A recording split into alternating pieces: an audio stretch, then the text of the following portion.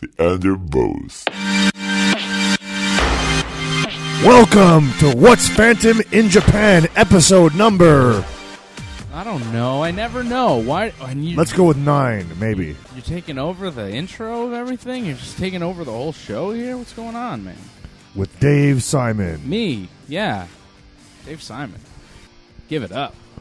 Give it up for Wrestle Kingdom. Give it up for Wrestle Kingdom. Give it up for Wrestling Uncensored. Give it up for me. Give it up for me first. All right. And then the Green Phantom. And then the Green Phantom. How are you, Phantom? I'm pretty good. I really enjoyed Wrestle Kingdom. Yeah. From top to bottom, it was a very, very solid card. I'm excited for What's Phantom in Japan. Like, there's been so much going on. This is episode 9, okay? I was episode right. 9. I was right. Look wow. at that. Look at you. Keeping up. Keeping up. Yeah. There's just so much and this going is like on. I think this is our year anniversary show.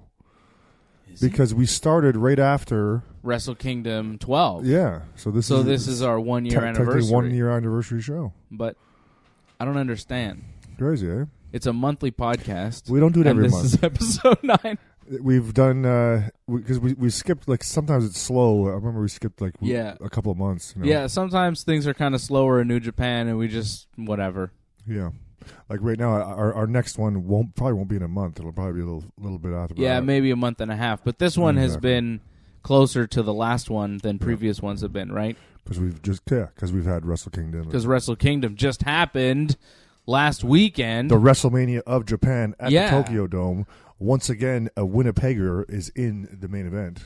2 Winnipeggers in the main event, true. Right? Well, the co-main events, yeah. It's interesting. Last year they were in the same match. This year they're... That's it, in different matches. But it's the same 6 guys. The same 6 guys that did the 3 main events last year at Wrestle Kingdom are doing the 3 main events here. You had Jay White against Tanahashi last year. This year Tanahashi wrestled Omega. Last year Omega wrestled Jericho. And Okada wrestled Jay White this year, but last year he wrestled Naito, who wrestles Jericho this year. So it's White, Okada, Jericho, Naito, Tanahashi, and Omega. Those are really, if you're looking at New Japan, your core 6 that have main evented and held this company together for the past year. And half of them are leaving. Yeah.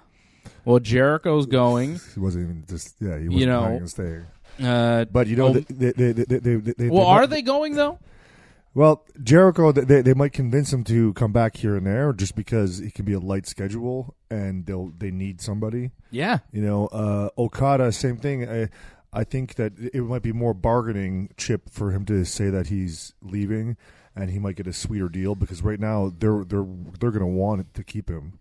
They need to keep a lot of these guys, and of course that AEW promotion is official. Yeah. Cody and the Bucks have their own wrestling promotion. It's owned, I guess, by the Jacksonville Jaguars people who have billions of dollars. There's a lot of money behind this, and it's got the wrestling world shaken up completely, because the WWE is going after a lot of these guys like Jericho and Omega and the Bucks, and they're choosing not to go to the WWE. And it's the first time that I have ever seen so many top wrestlers get big money offers from the WWE and turn them down. Yeah, or just so many top wrestlers not being in the WWE. Like that too. Their goal, maybe as a kid you dream of going to WrestleMania or whatever, but right now it seems that the immediate goals, that's not in the cards for these people. Like, I mean, it's really, like I mentioned this last episode about going the history, like the union and stuff of wrestlers, trying to get this thing going.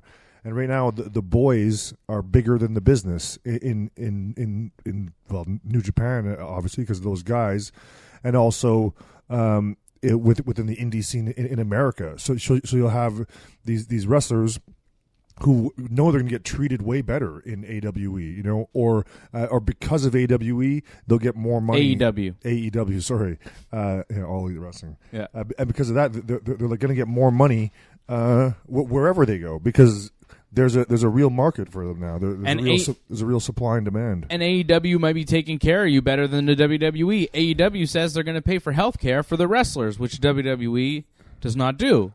Yeah, that's it. That's big because it like I said, it's run by the boys, run by the wrestlers themselves.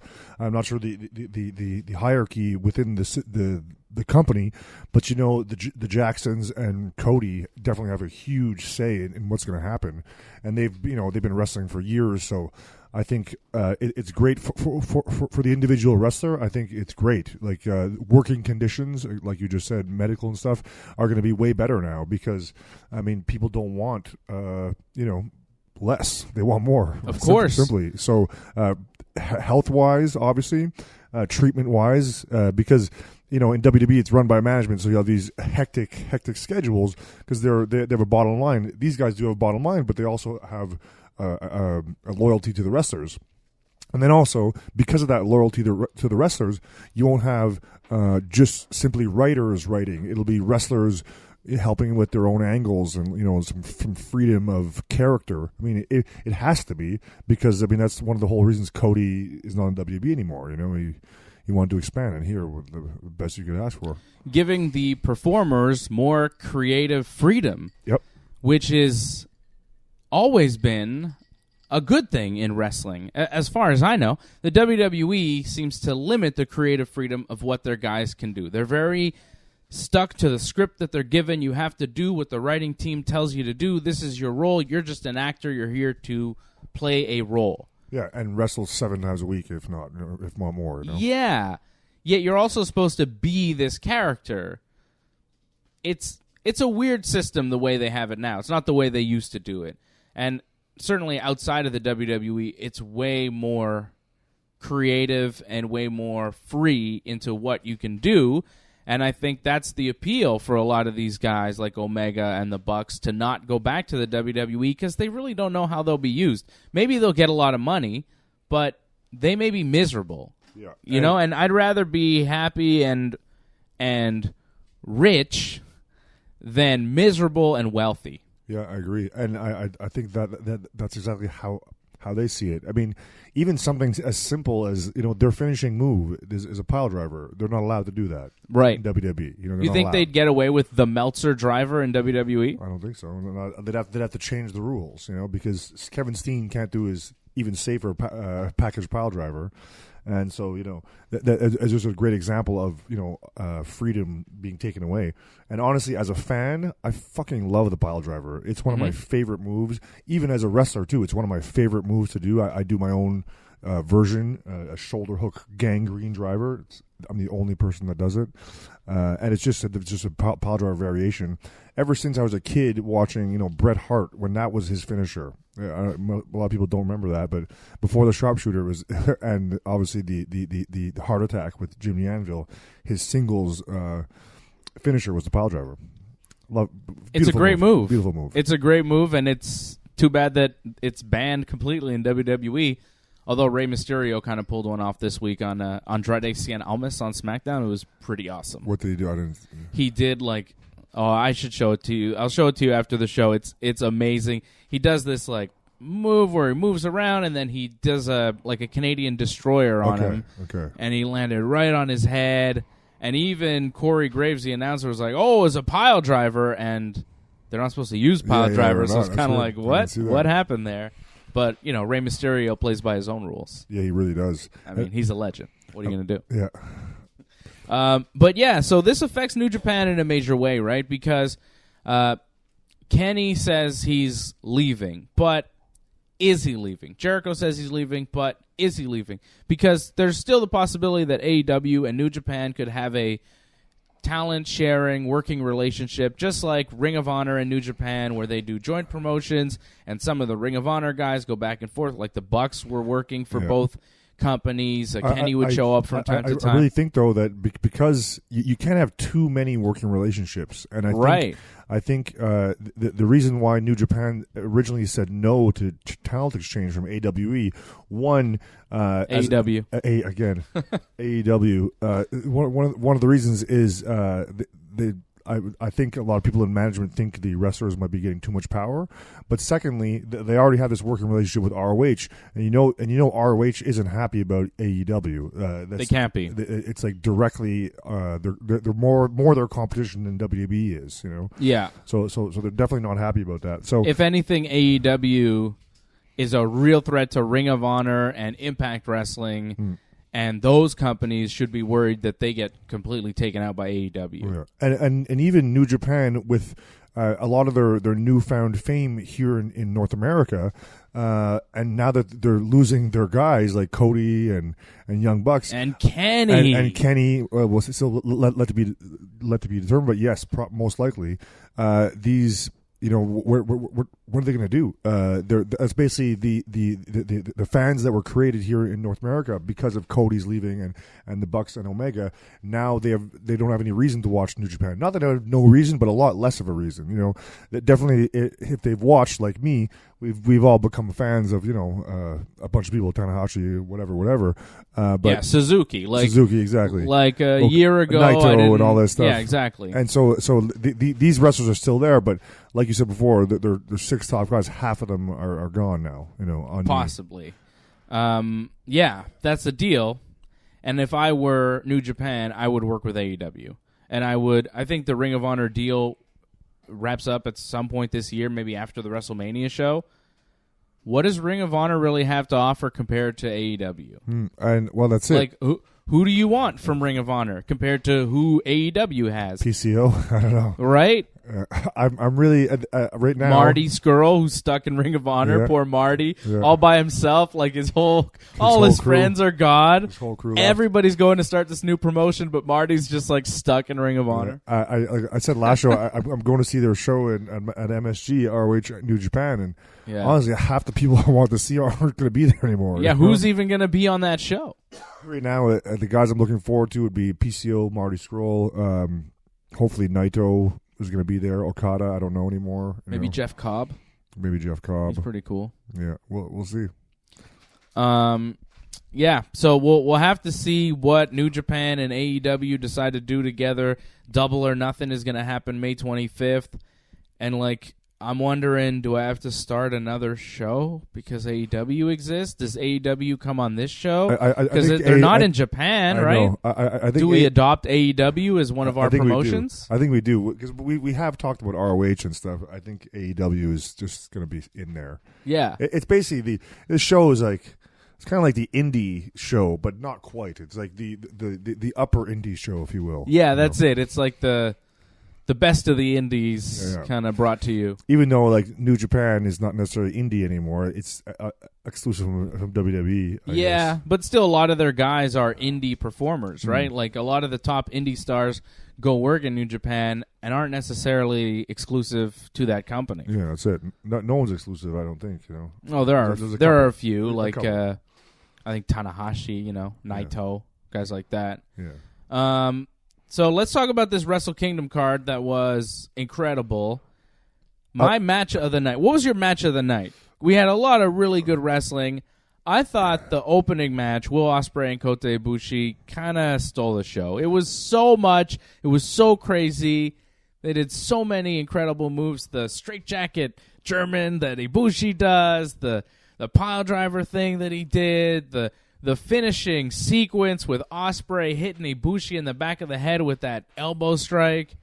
My goodness, they hit each other with everything. They really did hit each other with everything, and I was surprised that Ospreay came out of there the champ, because Ibushi, he seems like he needed that belt or whatever. But Ospreay is one of those. He's like the guy that's going to take the place of Omega and Bucks and Cody. That guy, they're banking on him for a lot right now. He's as they should. He's one of those guys going to go into that into that position for sure. He's big. Yeah, like they say, he's a light heavyweight or whatever they call it, the bigger. Junior heavyweight. Honestly, just within the last year, we've started doing a show. He's gained weight. He's gotten bigger and more muscular, and his matches again, they haven't slowed down in the least bit. They're still bashy. He goes through hell every match, it seems, and his opponents do too, Yeah. But I believe Will Ospreay is the future of New Japan and maybe of pro wrestling. You know, like I think he's going to be the next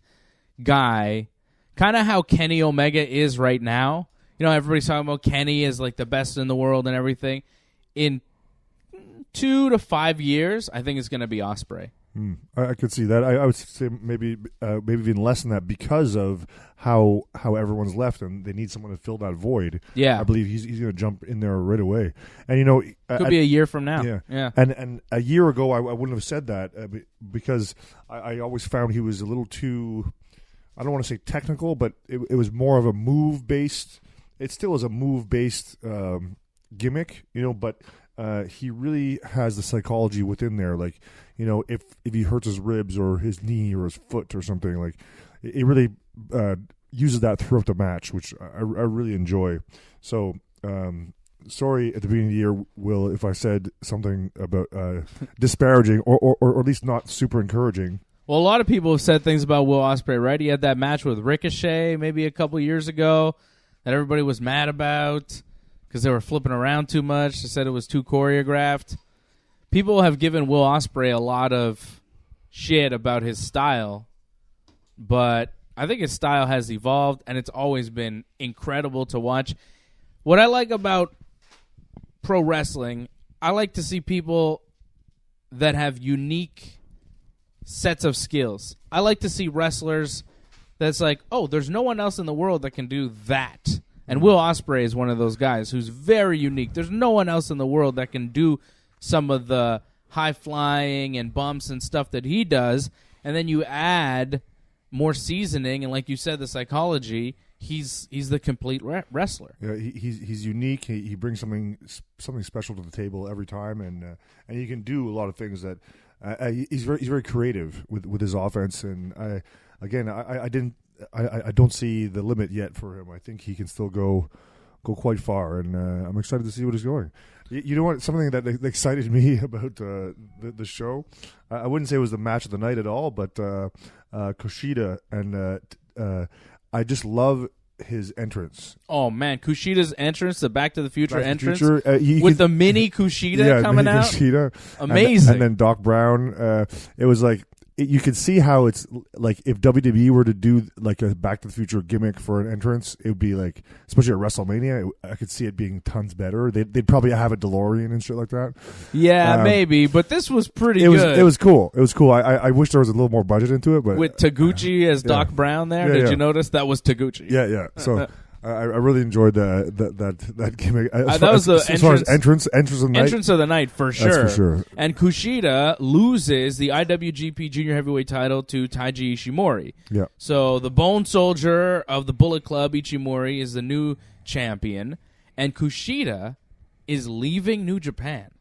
And Kushida's been like the ace of the Junior Heavyweight division. He's been the guy over the past several years, holding that title several times. He's the main guy. The division has revolved around Kushida, and now he's leaving. That's a major blow to New Japan. It's crazy. Everyone that's left, almost to a T, left a title there as well. You know, like except the Jay White match. I think it was the Jay White match was the only non-title match. Is that possible? It was. Yeah. Wow. So like. You know, everyone like Cody lost to Juice Robinson. You know, big on Juice. That was actually a decent match, but again, because it kind of took away that you knew, Cody was going to lose. At least I knew because they were taking off. You know, the tag match, Evil and Sonata. They're like the most decorated right now. I think anywhere. Yeah, they're the top tag team in New Japan for sure. They won the tag titles back. From the Gorillas of Destiny, Tama Tonga, Tonga Loa, and the Bucks were in that match. And it was cool to see the Bucks at Wrestle Kingdom, and they were definitely good, and they added to the match because, like, I don't know, Evil and Sonata against the Gorillas of Destiny in a one-on-one is kind of But the Bucks made that match fun, way better. Yeah. But you knew they had zero chance of winning because you saw how the night was going. And it was like, okay, well, the Elite is putting everybody over because they're leaving. They're leaving. That's it. And although I was I mean, it was a weird show in that way, you know? Yeah, because by the end of the night, you were kind of like, "Oh, Kenny's probably going to drop the title then too, right?" Like, and then he did. He lost to Tanahashi. Tanahashi's the champion again. Yeah, the only Bullet Club victory was, well, actually two, that title and then Jay White, right? Yeah, Jay White beating Okada. Yeah. And I think it's just a rumor. I don't know if Okada said he's leaving, but there are rumors that he's leaving. He's unhappy. And I know he's close with the Bucks and Kenny. Is he? Yeah. He was at All In. You remember that? Oh, yeah, okay. He wrestled at All In. Yeah, it's true. And if you saw the latest episode of Being the Elite, there's just a short scene where the Bucks kids are running around with Okada. Okada's like playing with the kids. I saw that. So it made me wonder, like, oh, maybe Okada's going there. I People are thinking if Okada leaves, he's going to WWE, which would be crazy. I think he would fit in really well there and would kick ass. And I kind of would like to see him go there, but I wouldn't be mad at seeing him go to AEW too. I think because all the guys, again, if you saw the all Elite Wrestling, the last the Elite episode, I think a lot of those guys, they're exclusive deals. To All Elite? Yeah, I guess. Well, maybe the Bucks and Cody and Hangman. Yeah. Maybe the Elite guys are. Yeah, exactly. Whereas I don't know how can it be exclusive if they don't have like.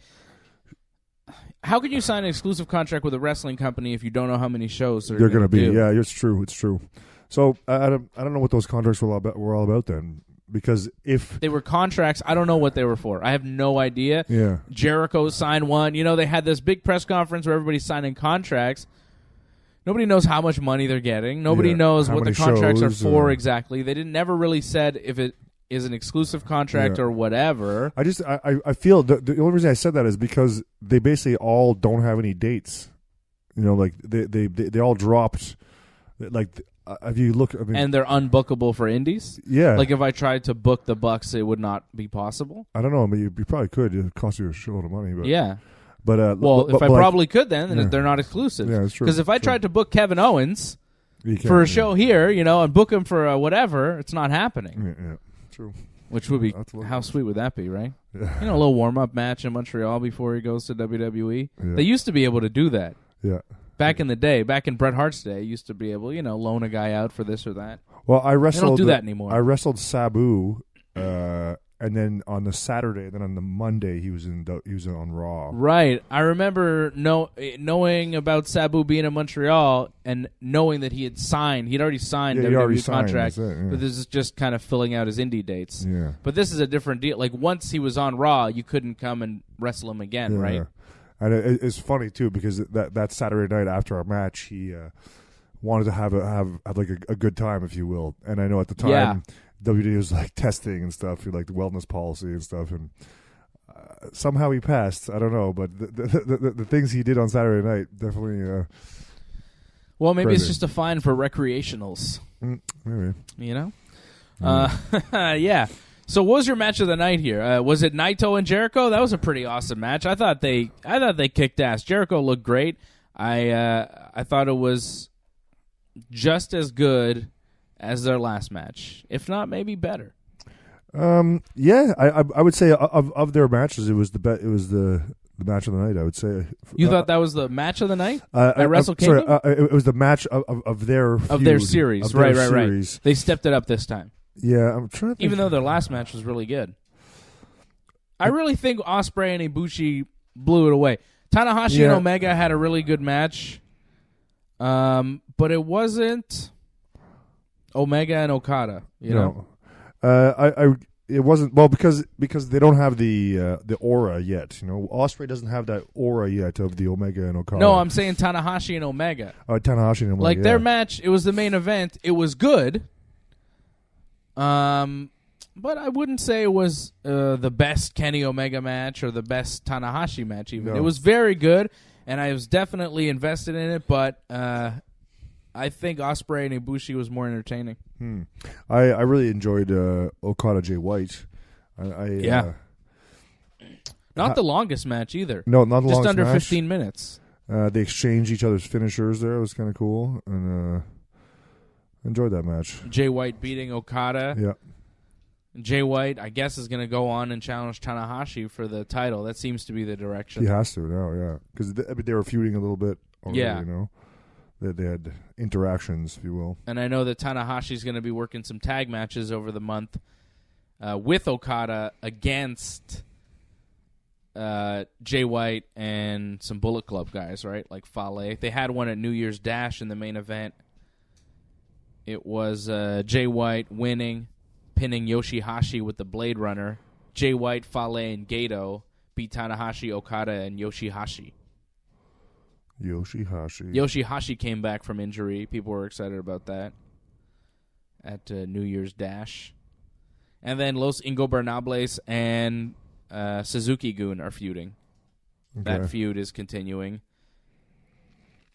I was telling you before, you have that New Beginning show in Sapporo in February, and Naito and Taichi is going to headline the first night, and the second night, or rather the second night, and then the first night is going to be headlined by Okada Tanahashi against Fale and Jay White.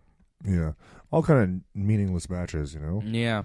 And this is why we're only on episode 9, because we can't really have a show after those, you know. It's like, that's it. It's just like, whatever. Couple matches happen. Nothing really matters. Taichi didn't beat Naito because, I mean, Taichi, really? Nothing, Come on. Naito just got the title. Yeah.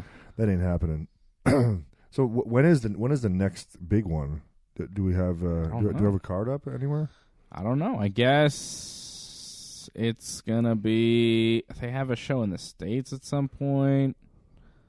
Well, maybe the new beginning in Osaka, maybe. What's that? Tanahashi against Jay White for the IWGP Heavyweight Title. Okay, there's something. February 11th.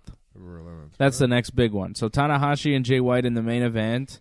Okada and Fale in the co-main. Taguchi and Ishimori for the junior heavyweight title. I didn't realize Taguchi was considered a junior heavyweight. He's kind of big, no? The coach. Toru Yano and Togi Makabe against Tangaloa and Tamatanga. Ooh, Makabe, I forgot about him. Yeah. Yoshihashi and Tomoaki Honma taking on Chase Owens and Yujiro Takahashi.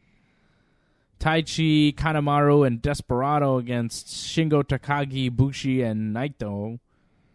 So, yeah, not great, but at least not great. You have that title match, and it's just unfortunate after Tanahashi's long rise, you know, after the G1 and stuff. He's not. There's no way he's going to lose that belt so quickly. I don't think so. Jay White, I'd be very surprised. I mean, Jay White is definitely a up and coming guy. But I don't think it's ready yet for that, you know. But we keep saying that about Jay White, and then he keeps winning all these big matches. I told you he was going to win last time. Yeah, I know, but I wouldn't be surprised for them to just put it on Jay White, because, screw it. They've decided Jay White is the future, and they're going to put the title on him. I think they want an Asian to have that title for a bit. Yeah. It is New Japan, after all. That's right. Tanahashi is taking over. I think things are really going to pick up in March for New Japan. I think January, February now are going to be kind of quiet, but in March you have the New Japan Cup, which is always fun. The New Japan Cup, I can't wait. Yeah, it's an elimination tournament, right? Who won it last year? Was it Zack Sabre Jr.? It was, wasn't it? Zack Sabre Jr. won, and then he got the title shot against Okada that he did not win. He did not win, yeah. Yeah. So that'll be fun. The New Japan Cup coming up in March. Anything else? Was Zack Sabre on a Zack Sabre? What was he on a pre-card match? No, he wrestled Ishii. Did you not get that one? I didn't see that one. Wow. Ishii's the Tomohiro Ishii, the Stone Pitbull. Yeah. Okay, yeah. Zack Sabre beat him for the British heavyweight title. I saw that. I did see that. Another title change. It's true. It was a good match. Yeah, it was. Zack Sabre's another one of these guys that could be the future of New Japan. Yeah. You know, like I could see Zack Sabre and Will Ospreay headlining cards. Yeah. Why not? I think Sabre has to, just like Ospreay has gained some weight over the past year. Little bit. Maybe not enough. Sabre has to gain a little bit more. Yeah. Just a little bit more. Yeah. I think he'd be better suited. He just looked better, you know? It just looked more convincing if he's just a little bit thicker. But I don't know. Maybe he's got trouble putting on weight. What else happened at this Wrestle Kingdom? We talked about it there. Juice Robinson beat Cody, taking Cody out of the company and taking the U.S. title. So Juice now the U.S. champion. I know New Japan has a lot invested in Juice. Yeah, he's the only guy with dreads. I guess. Is that a plus? Well, it's just it makes him unique. Like if you look at, like you have to. Everyone has to be different in some way, or you try to make them different in some way.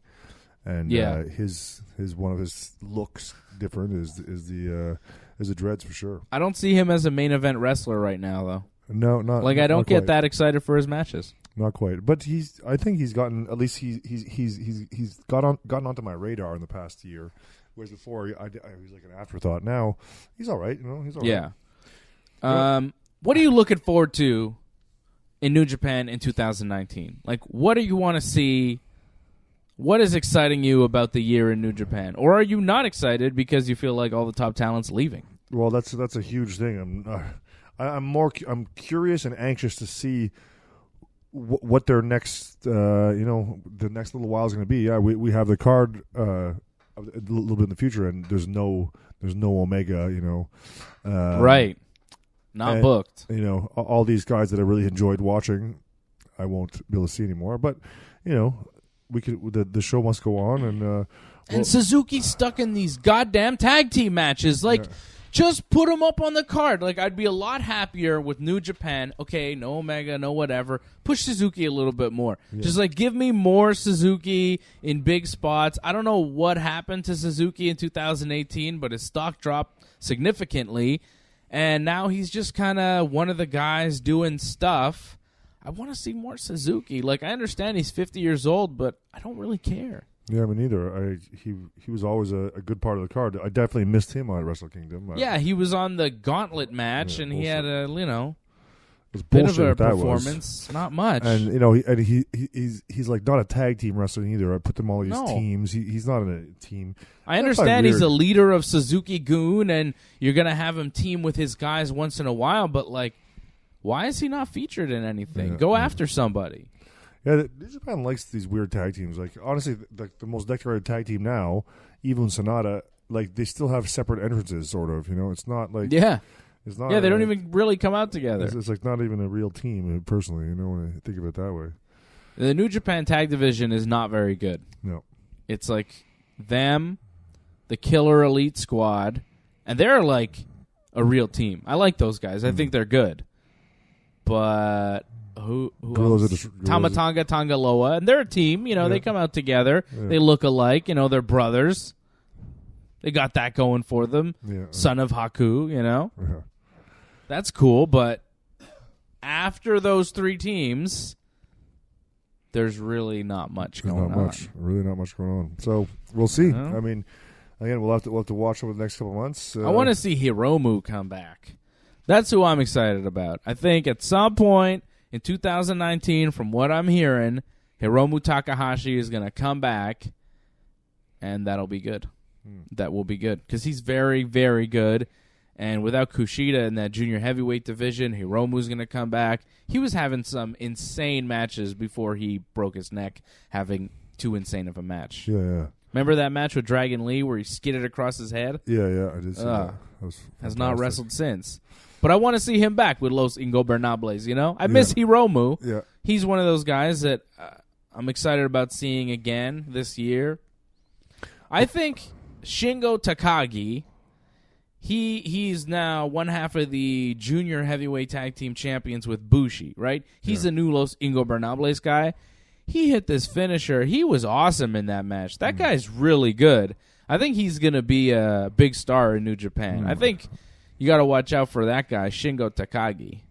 I wonder if they're going to get on Tajiri. I've noticed him on the indie scene a lot recently. I know IWS is bringing him to Montreal in March. Yeah. And I saw him on a date in Toronto. I wonder if he would appear at New Japan. He'd be fun. They need somebody. Yeah.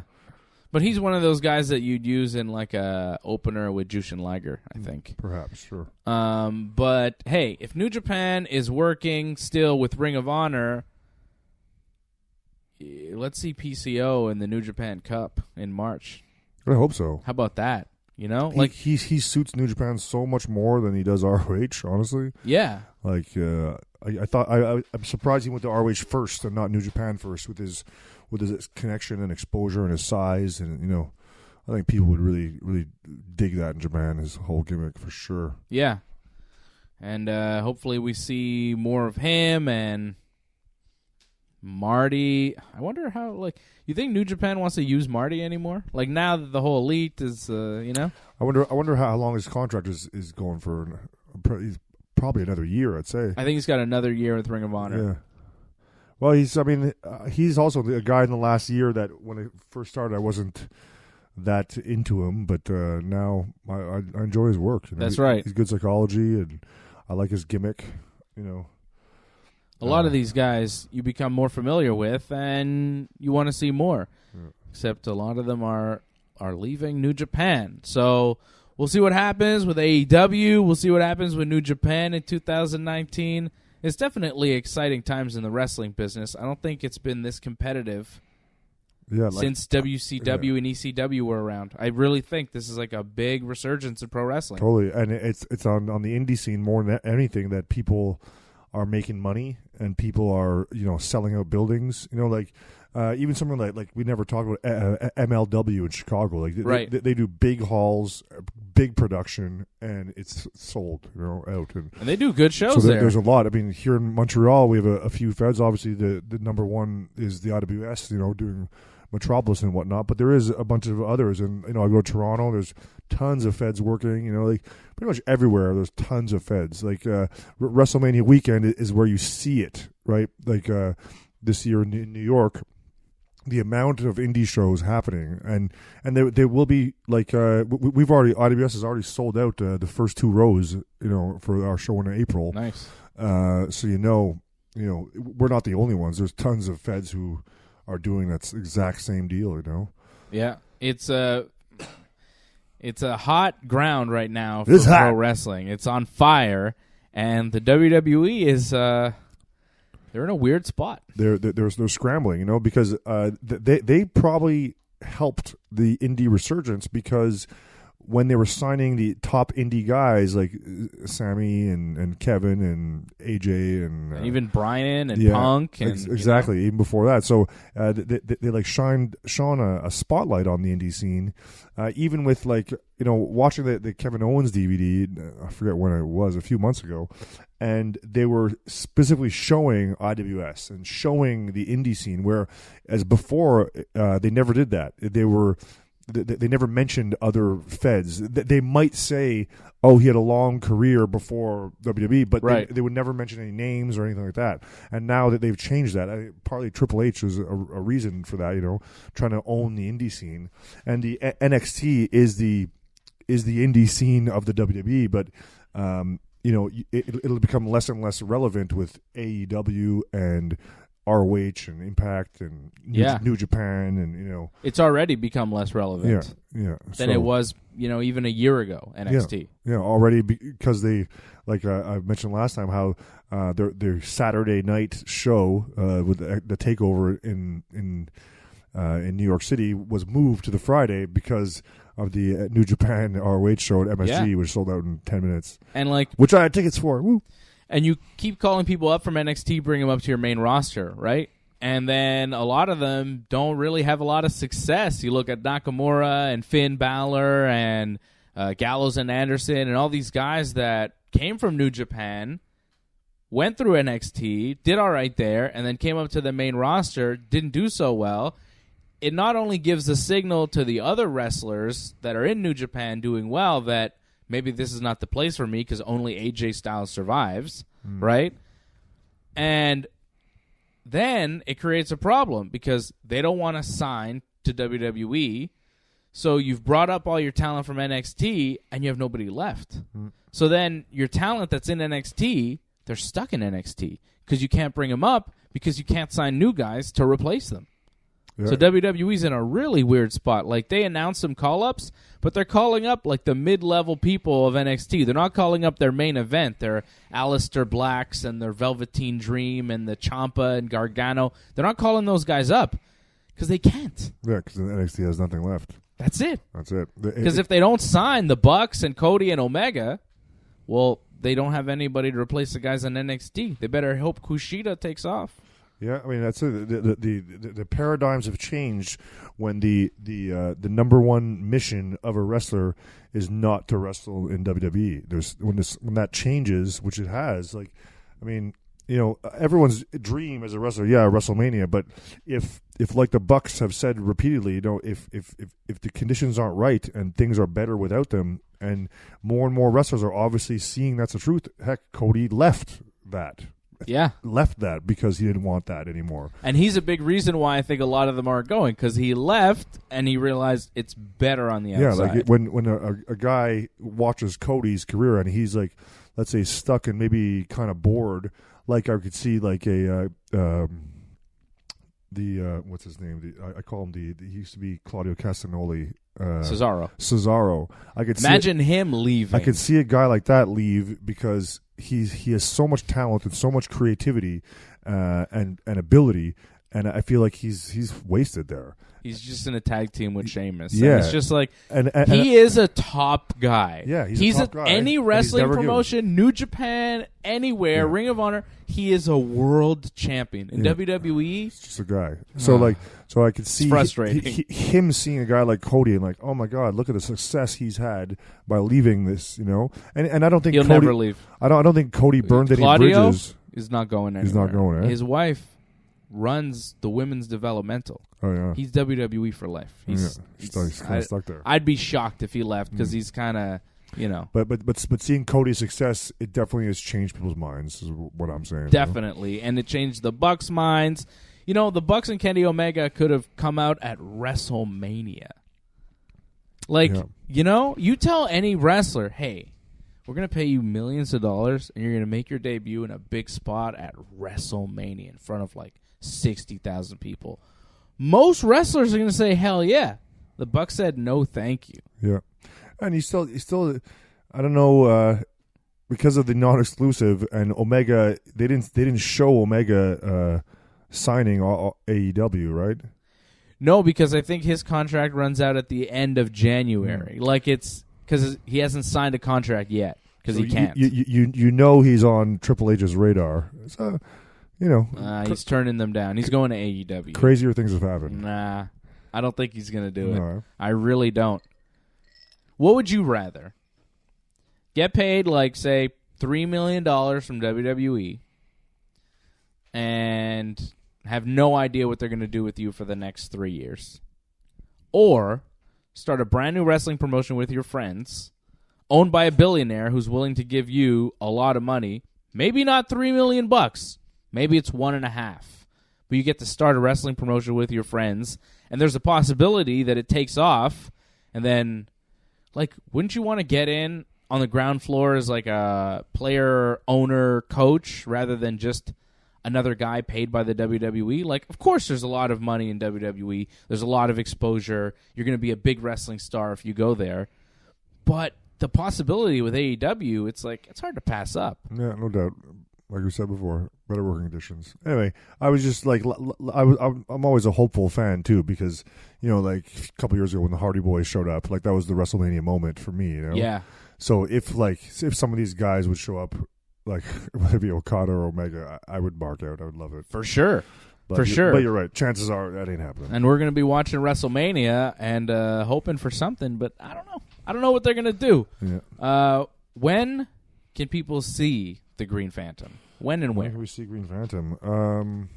All the time. End of the month at IWS at Club Unity.